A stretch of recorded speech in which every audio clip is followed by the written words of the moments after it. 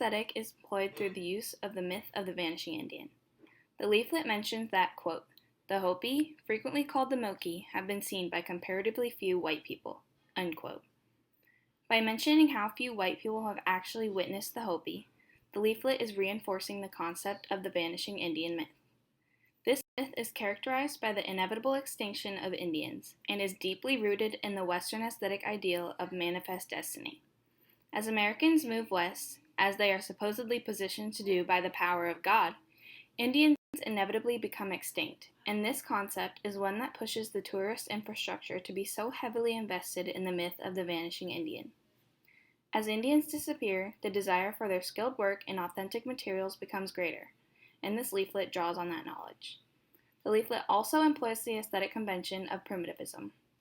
The text also states, quote, without exception, they are the most primitive Indians in the country, devoting much of their time to arts and ceremonies that have been practiced by their ancestors for hundreds of years, end quote.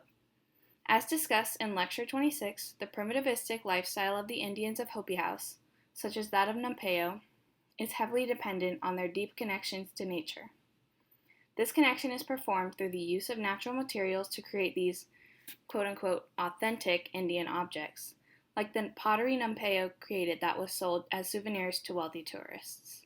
The above-mentioned statement from the leaflet uses the primitivistic ideal to promote the art that they sell as souvenirs by emphasizing the skilled labor performed by the Hopi Indians that is employed to create these objects.